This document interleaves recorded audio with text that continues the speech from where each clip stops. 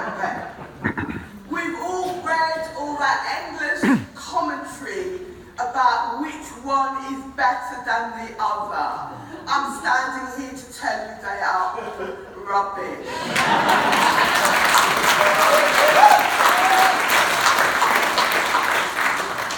But it does seem to be the case that in a few short weeks we will have Boris Johnson as our Prime Minister. Let me remind you, Boris was a bad mayor of London. Boris is a misogynist.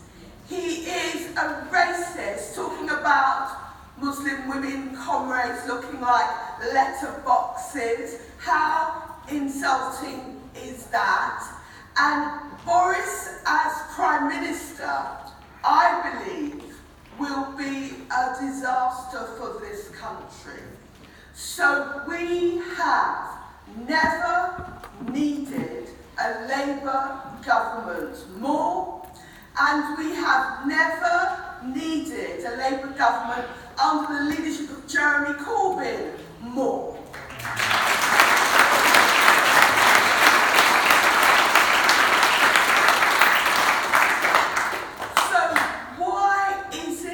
So important that we put Jeremy into number 10 in the next few months?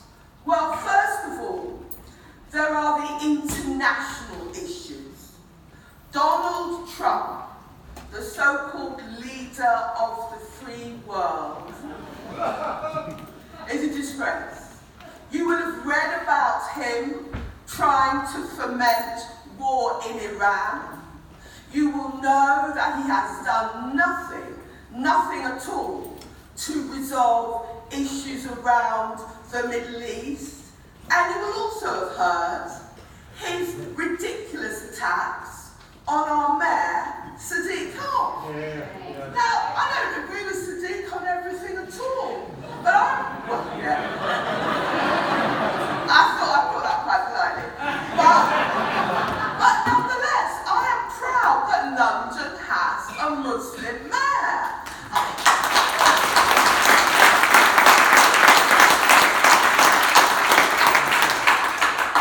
I have never heard a US president bother to attack a British mayor of whatever city in the past. And I'm afraid we can only conclude that the reason Donald Trump has gone out of his way to attack Sadiq is because Sadiq is of the Muslim faith. And we have to stand up and make it clear to Trump and his supporters on the Tory benches in Parliament that we will not tolerate this Islamophobia.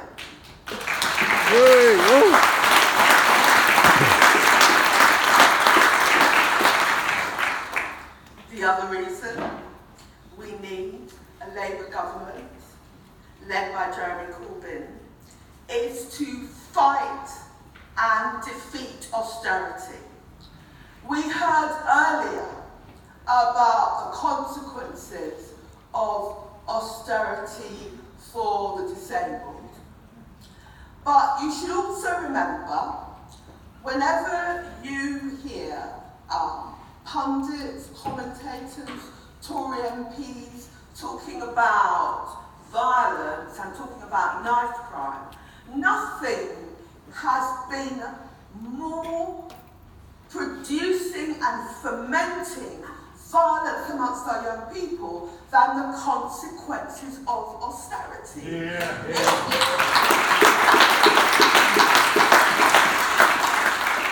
If you abandon communities, if you slash mental health services, if you cut the numbers of police officers, if you slash our youth service, if you cut schools and education, what do you expect but that young people who have no hope get drawn into a world of crime and violence. People talk about the Scottish public health approach to knife crime, but for a public health approach or any other approach to knife crime to work, you have to put the money in. And since 2010, these Tories have taken the money out of education, taken the money out of our youth services, taken the money out of policing. So they need not be wringing their hands and complaining about youth violence and knife crime. If they want to see what is behind the shocking rise in violence under the Tories, they need to look in the mirror and look at their own policies.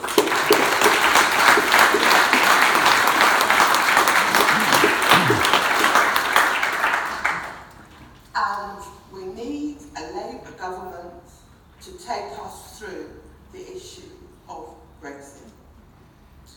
Now, there are many respectable Tony Benn era reasons to vote to come out of the EU.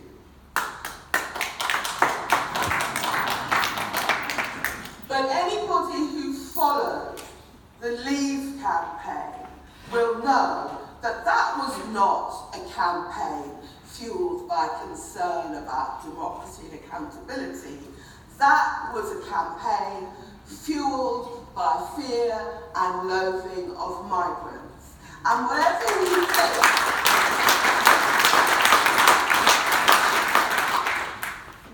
we think about Brexit, we should never give way to that kind of politics.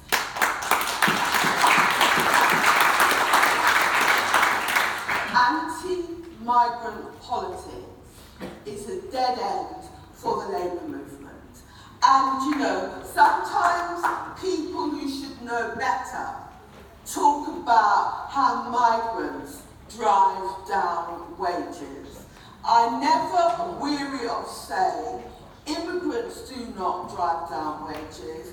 Predatory employers, globalisation, and weakened trade unions drive down wages.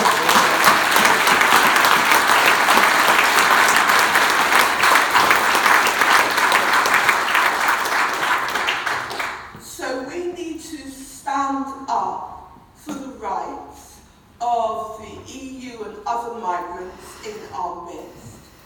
We want to have an informed discussion about Brexit, not ludicrous buses claiming we will save millions of pounds a week. That was one of the many lies of the Leave campaign. We need to make the point that we will be a better, stronger country working with our allies in the EU.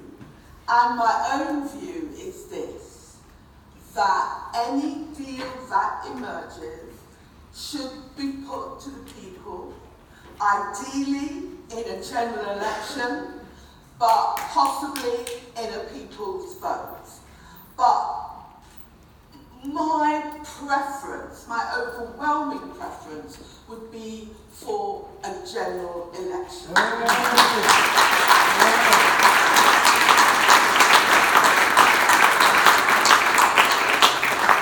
have to lead internationalist campaigning.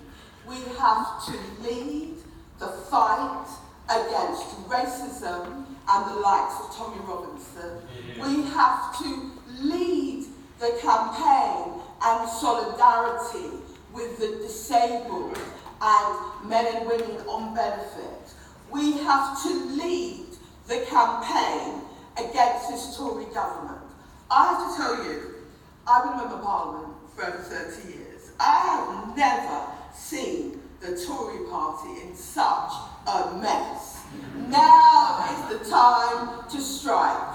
I believe that we may see a general election before the autumn, and I believe that in such a general election, Labour will fight and Labour will win.